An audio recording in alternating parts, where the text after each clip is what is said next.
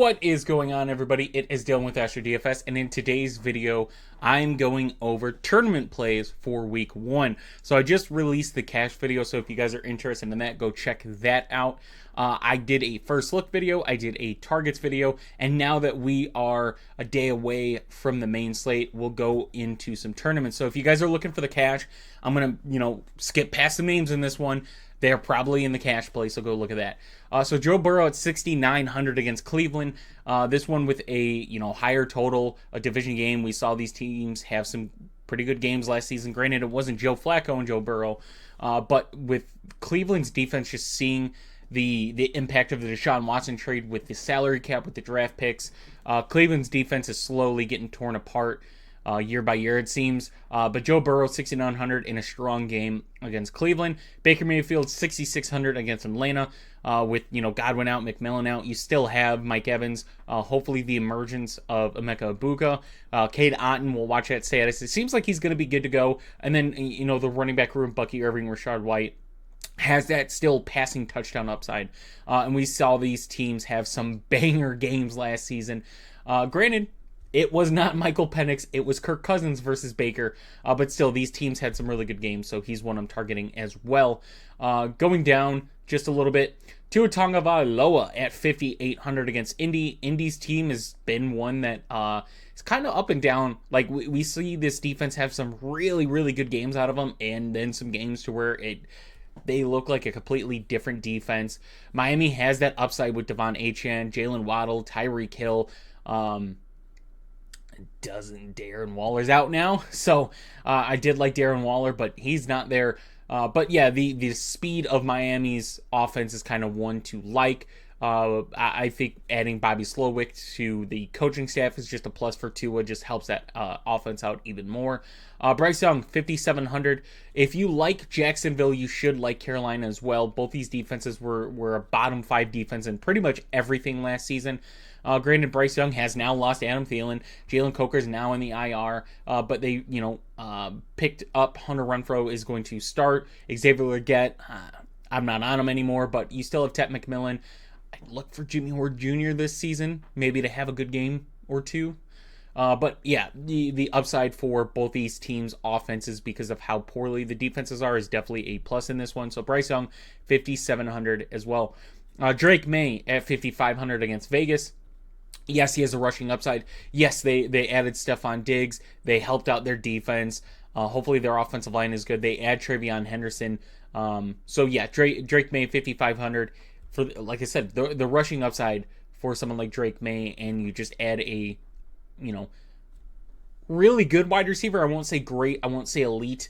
But really good. And like in his prime, yes. He's up there. He's in that great elite conversation, but with the age, the injury, really good stuff on Diggs. You still have Demario Douglas there. Hunter Henry's been a reliable piece for them as well.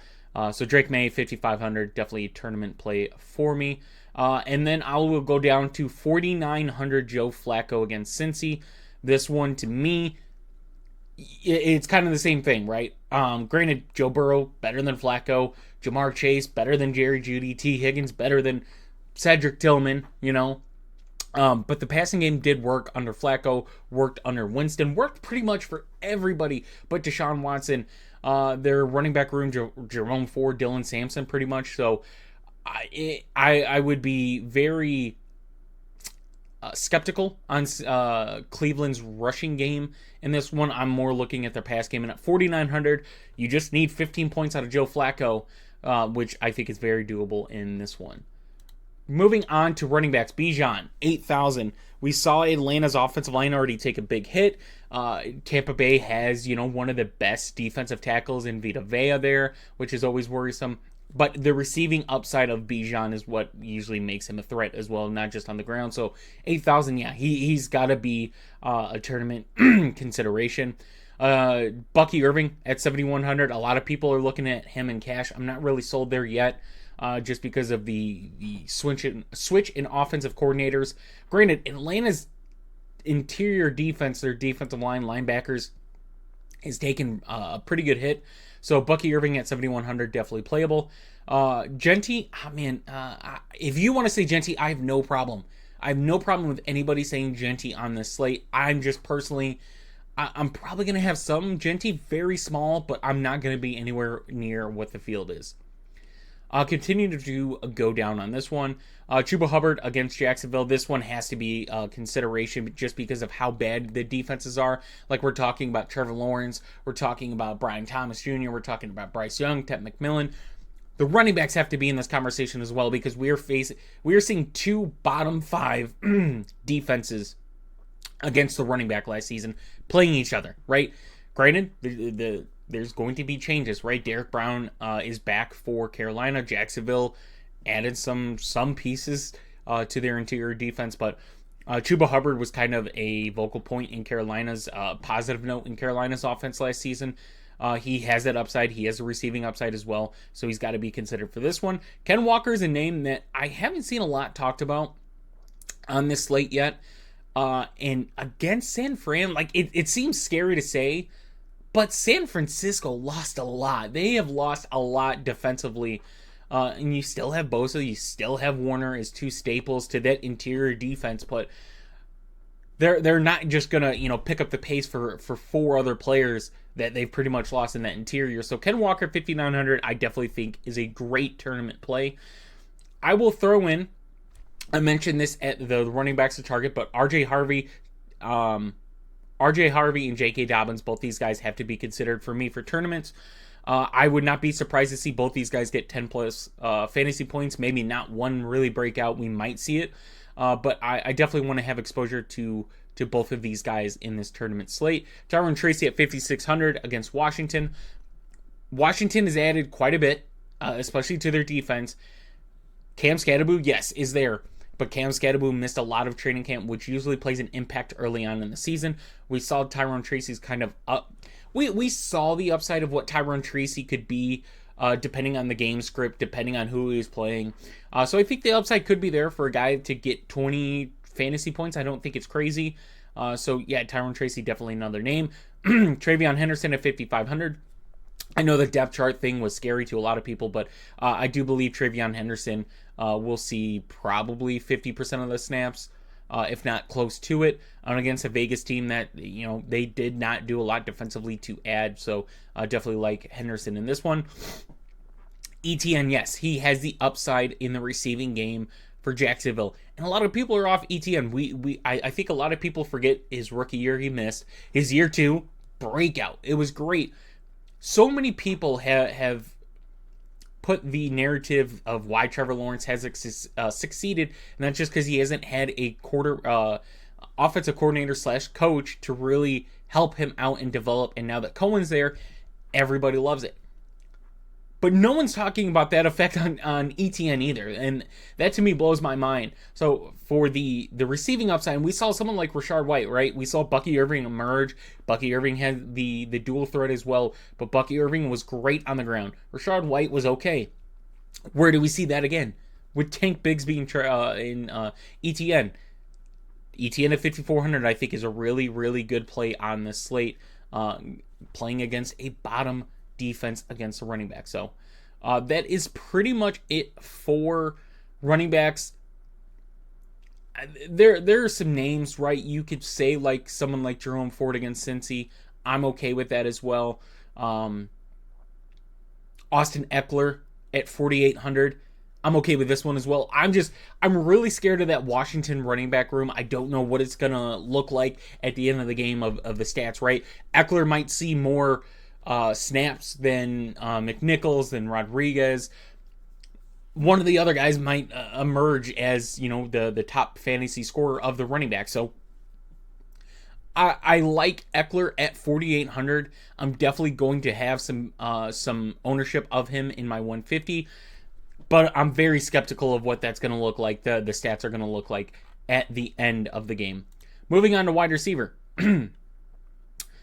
Amon-Ra St. Brown, 7,100 against Green Bay. Their secondary is kind of bad except for Xavier McKinney.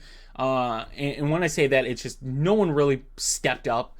In my opinion, just truly stepped up. Last season, they didn't really do much to add. So Amon-Ra at 7,100, I think, is a really good piece in this division game with the highest total, I still believe, on this slate. Continue to go down. Tyreek Hill 6,700 against Indy. I get it. There's a lot to say negatively about Tyreek Hill in the Miami offense. I get it. But in this one, I think it's going to be a good game. I think it's going to be close. Tyreek Hill should be the number one pass catcher, and he has that elite upside. He has the 30-point potential upside. So I definitely want to get some exposure to Miami's offense, especially Tyreek Hill in this one. T. Higgins, yeah, for cash, it's easier to say Jamar Chase and T. Higgins. In tournaments, T. Higgins still has that upside, right? You look at the fantasy points per game, right? You look at everybody around T. Higgins, and it's not even comparable. So just looking at that simple number, right? The simple number, and there's a lot to it, but 6,400 elite. Like if T. Higgins was on another team, like if T. Higgins was a Tennessee Titan, we would be saying a whole different story about T. Higgins.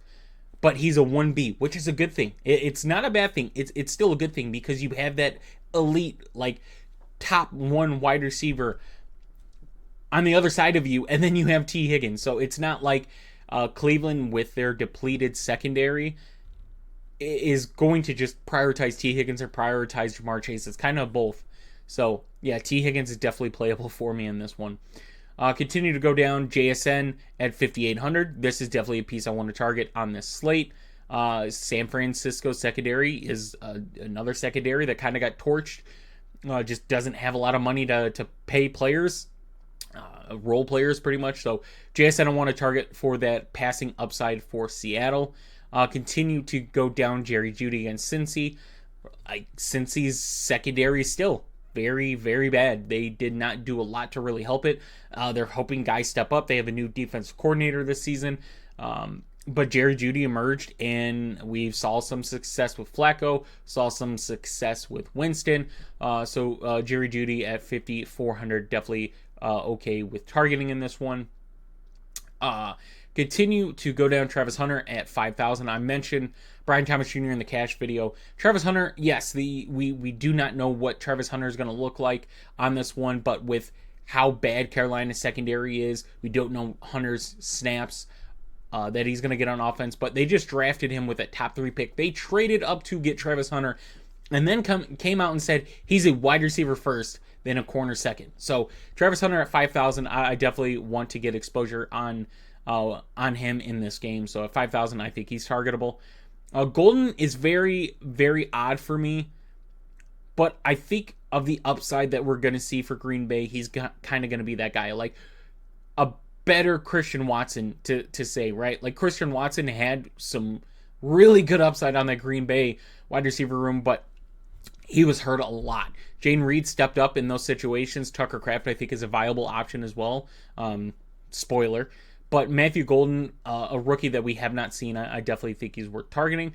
One name I will throw out, and this is not a love, this is not a guy that I'm like, hey, I really want to get a good amount of exposure on him, but Christian Kirk's out now, so Jaden Higgins and Noel kind of fit into that wide receiver 2-3 spot, but Jaden Higgins is going to be on the field more than Noel now.